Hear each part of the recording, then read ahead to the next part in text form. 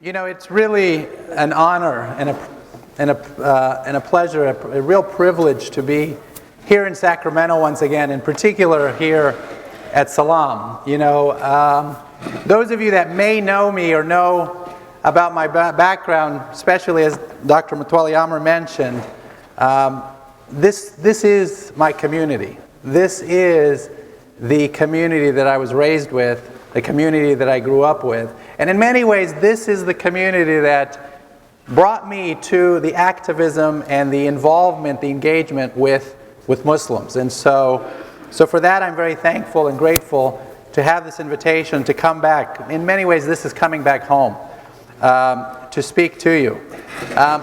Personally, of course, I want to talk and thank Dr. Mutwalli Amr for everything that he has done. He really has been a mentor, a teacher, and a friend over the years. And we've, even though we don't speak to each other very often these days, but in many ways, the work that he did initially in planting the seeds about Islam and Muslims, and myself and our family, was something that was really remarkable and important. I mean, really shaped how we see ourselves as American Muslims in this country. I even remember our initial talks that we used to have at SALAM at 65th Street, which was the old location before this was even purchased, this land here, and these buildings, of course, that we have, these beautiful buildings, the masjid and the center did not exist at the time. So I remember SALAM in those days. And it's really a testament to this particular community for all they've done in these years, that now that I come back after having been gone for all these years, studied abroad and worked elsewhere, and now to come back to Sacramento to see what has happened, all those seeds that were planted and the fruits that it bears today. So it really is a testament to Dr. Mutwalli Amr, Dr. Atif Wardani, for instance, the individuals who really started this institution. I also want to thank my former professor, who is here, Dr. Ayad Al-Khazaz, who really planted, in many ways, the seeds as a student. He was my professor at Cal State when I was studying, and it's always a joy and a pleasure to see him here. And so I thank him for coming today as well. This talk, in terms of the subject matter that we're covering today, is a very important talk. It's an important talk because it's an important conversation that Muslims should be having. And in some ways, it's a shame that we're not having this in a much broader and bigger auditorium with all of the masajids in this area, all of the mosques in Sacramento should be having this conversation, the conversations that we're having in this conference today.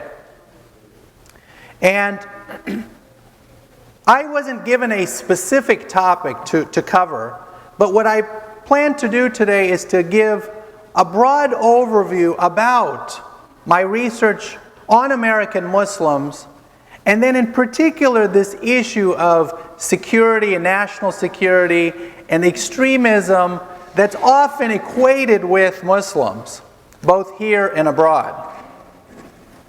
And so I'll just share some of my thoughts about that, including some of the research that I've done in this area over the years.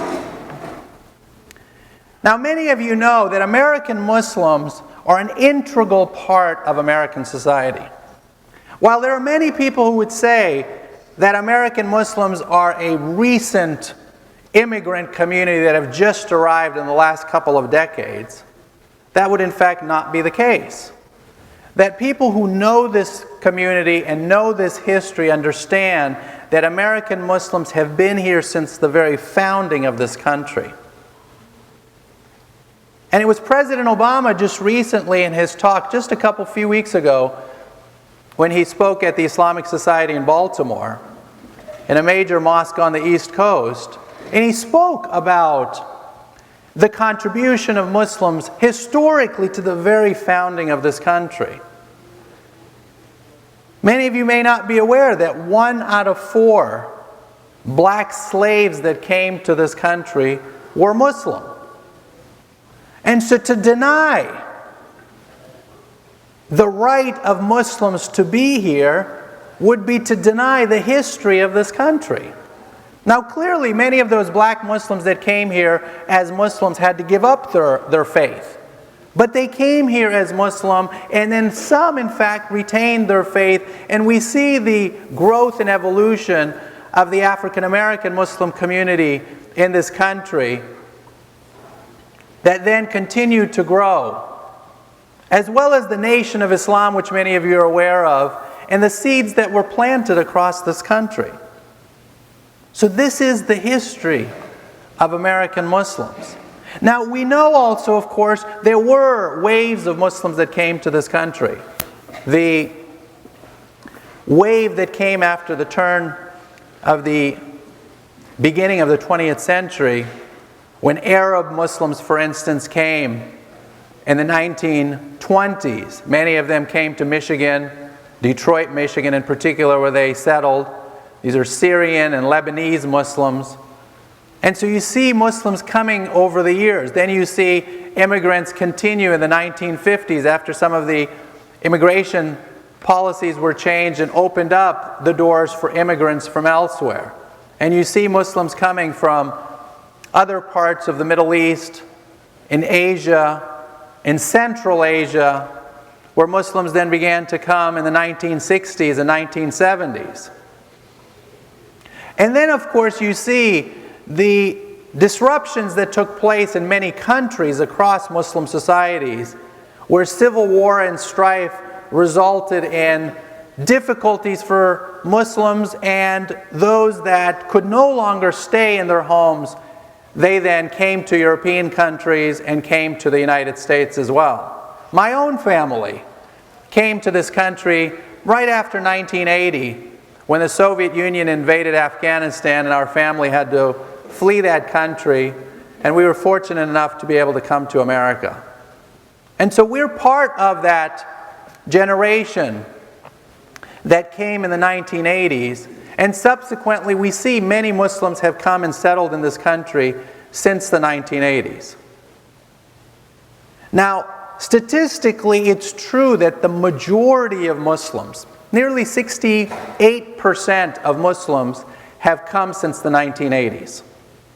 But that is in no way to deny the fact that Muslims have also been here far, far before that, and that they've been integral to the very foundation of this country.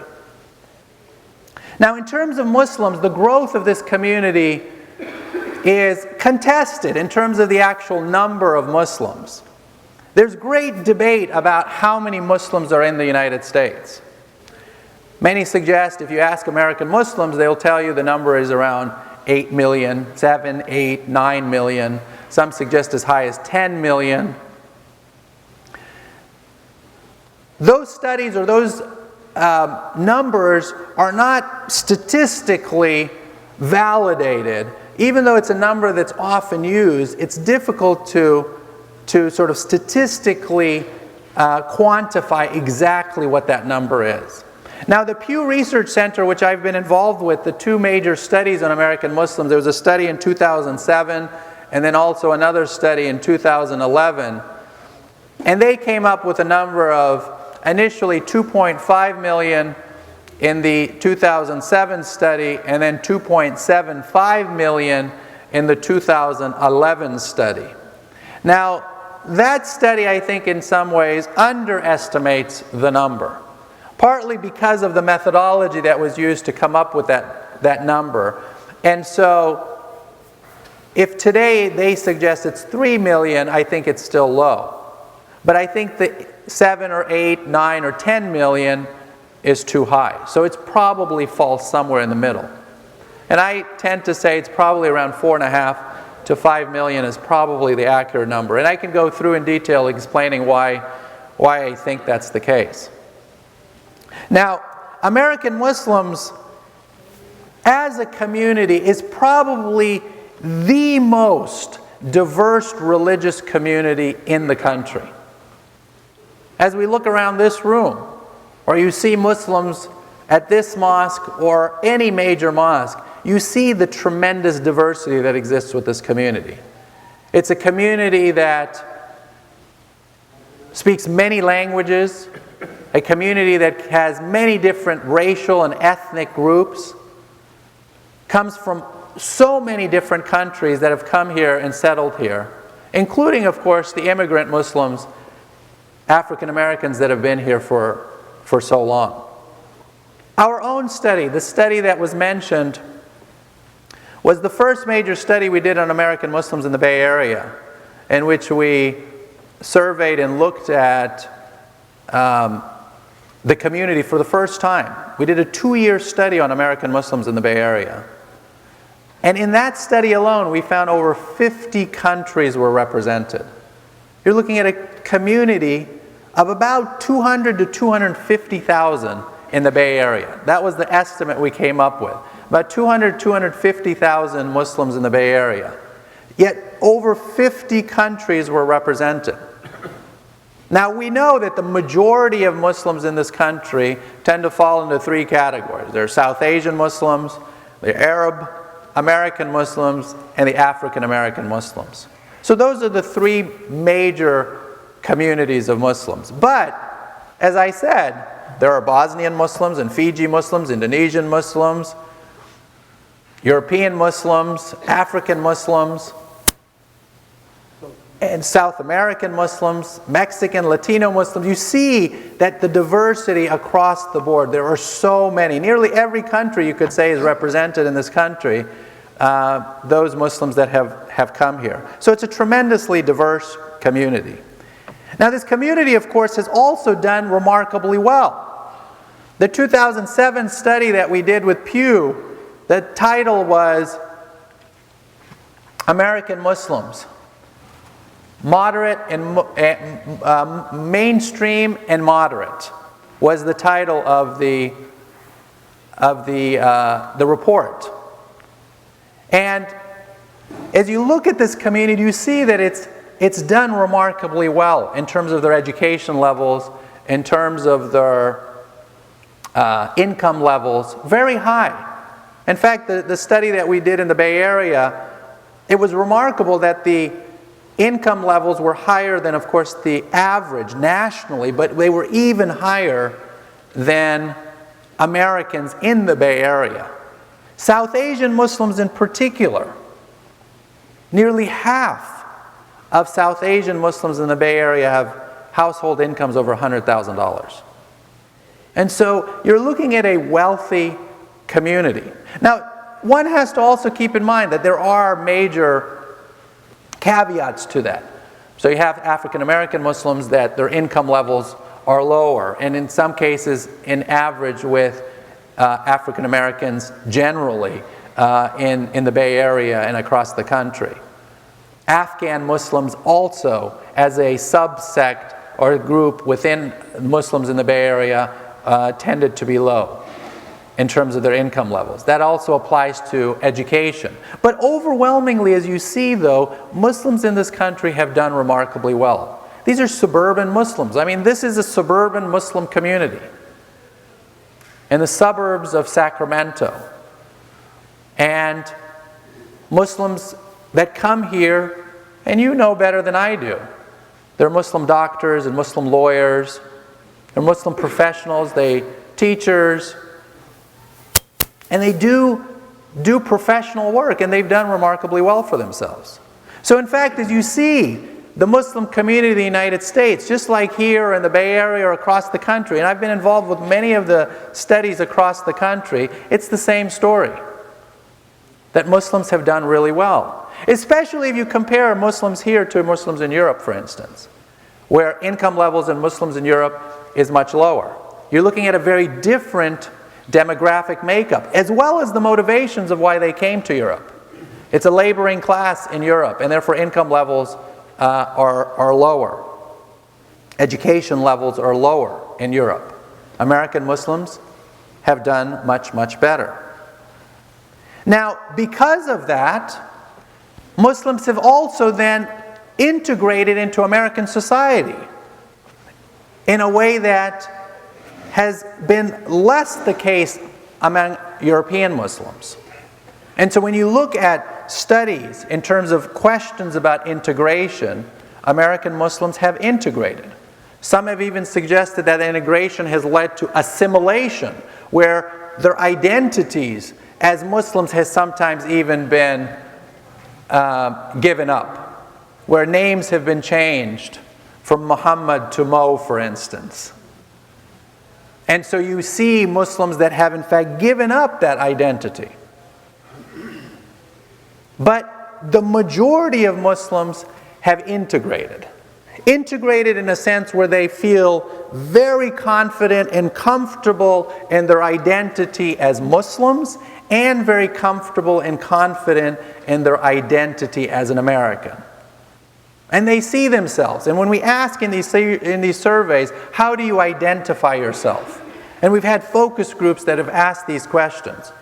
They say, well, I'm an American, I'm Muslim, I'm Egyptian, I'm a male, I'm a lawyer. And therefore, these identities have many different layers. One can't then just pinpoint it to one thing.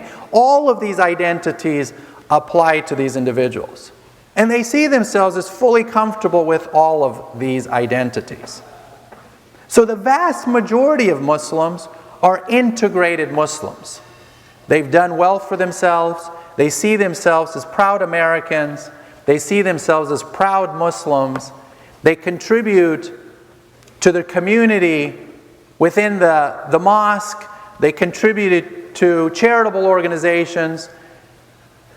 They're giving back to their society. One of the questions that came up, we asked, how often do you volunteer? You would be surprised to hear that American Muslims on average volunteer and give more time than any other religious community. It's a community that gives back. And so this is a community that has not only done well for itself, but has given back to society. But that's what Islam asks of us. And that's what many Muslims have done. But yet within this context of a community that is giving back, a community that is integrated, a community that has done well economically and educationally, you also see the tensions that exist for American Muslims. And you see the tensions that have more recently, of course, become much more pronounced. The kinds of language and rhetoric used against American Muslims is a language we haven't heard and seen before. The kind of language that you hear from individuals that are running for the highest office in this country. The candidates running for president. Individuals like Donald Trump, for instance. Or Ben Carson. The kinds of things that they have said go against the very fabric of what this country was made on and built on. A country that appreciates our faiths and our diversity. And it was President Obama that just suggested this and said this in his speech at the mosque in Baltimore. But yet this tension exists. And this tension against Muslims, more recently and in the last couple of years, is things that we hadn't heard before. You wouldn't hear these kinds of things from President George W. Bush, or President Bush Sr., or President Reagan. Even Mitt Romney, who was running at the time, wasn't saying these sort of things. You did hear it occasionally from individuals like Herman Cain, who was running, for instance, or Rudy Giuliani. But it wasn't as pronounced from the candidates at the top. But today you're hearing it from the candidates at the top. So that has changed. And there's a certain allowance for that. that we have allowed it to take place. Now, what that has done is it has begun to alienate a community that sees itself as integrated, a community that sees itself as American, but yet a community that sees itself under a microscope and sees itself always under suspicion. That you have to watch what you say, and you have to be careful about what you do, and you have to be careful about how you practice your faith. Muslim women are taking off their headscarves. It's not a good sign when Muslims can't practice their faith.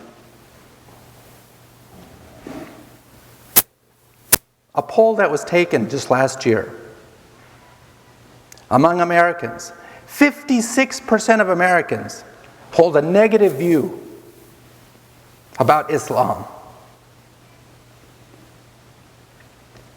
56% have an unfavorable view about Islam and Muslims. Just 4 years ago, it was 47%. You're seeing a 9% rise in animosity against Muslims. Republicans in particular, when asked the questions about, do you think Islam is at odds with American values and way of life, 76%, that's more than 3 out of 4 Republicans in this country said yes, Islam is at odds with American values and our way of life. White evangelical Christians, 73%. White working class Americans, 67%. In fact, the majority of major Christian religious groups and denominations said that Islam is incompatible with American values and way of life. Catholics, 61%. Black Protestants, 55%. Those that consider themselves politically independent, 57%. Democrats that are more accepting and accommodating, it's 42%. So it's lower, nearly half when you compare it to Republicans. But overall, all Americans, it's more than 1 in 2. 56% feel that Islam and its values are at odds with America and American way of life. That's not a good sign. A community that has integrated and sees itself as American is now seen with suspicion. And of course, part of this is because of the rhetoric that we see at the highest level.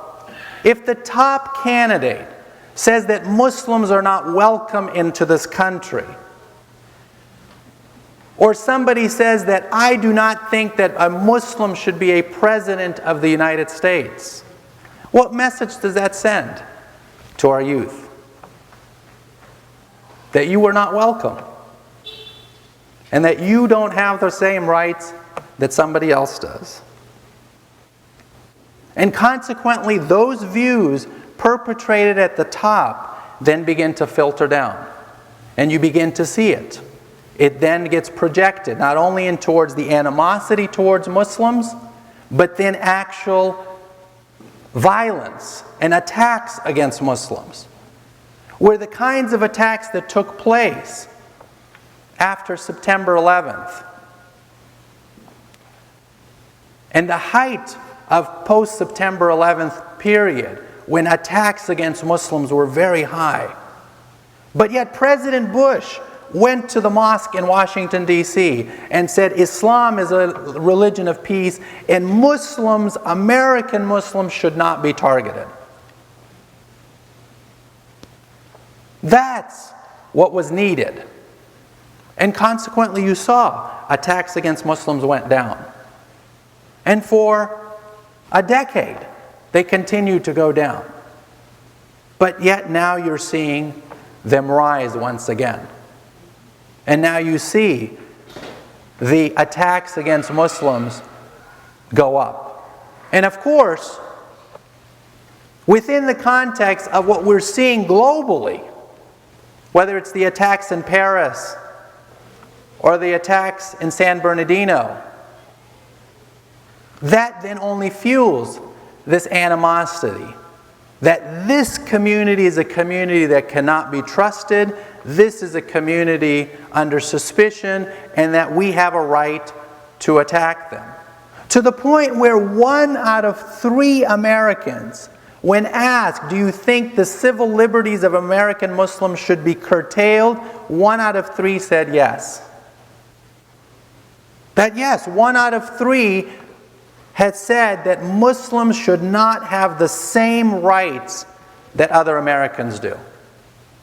That's a remarkable number. So that this whole notion of about Americans being treated equally, and doesn't matter how you practice your faith or what faith that you have, but to suggest that American Muslims should not have the same rights that others do. And that then translates. And I have all the statistics and numbers in terms of people that have had suspicion acted against them. 1 out of 3. Been called offensive names. 1 out of 5. Been signaled out in airport security. 1 out of 5. Been singled out by law officers. 13%. Just over 1 out of 10. And been threatened and actually attacked, 6%.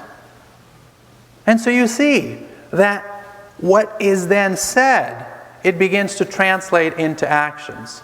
And that's why we see the attacks against Muslims increasing. Because individuals say, look, if Donald Trump can say it, then I should be able to say it. And I can even act on it. And that's the scary part, that this atmosphere then begins to change. Now, why is this important? Well, it's important because of the broader context and conflict that we're dealing with when it comes to questions about terrorism and national security and extremism, about how we deal with terrorism, and how we deal with groups like Al-Qaeda and groups like ISIS, or Daesh as it's known. How do we fight these groups? How do we deal with it? And how do we make sure that American Muslims living in this country aren't susceptible to being influenced or seduced by it? That's a question that is very important. And those individuals that are here, including the law enforcement officers and those from the FBI that are here at this conference, this is what they have to do. And this is the task that they're given, is to respect the rights of American Muslims, but then also make sure that we find out those that are the rotten apples and try to identify or deal with them. The Muslim community has to accept that there are some Muslims in this country that are a problem. And poll after poll that's taken, clearly American Muslims have very moderate and mainstream views. The Pew studies that I mentioned, you see, they're moderate and mainstream on all topics.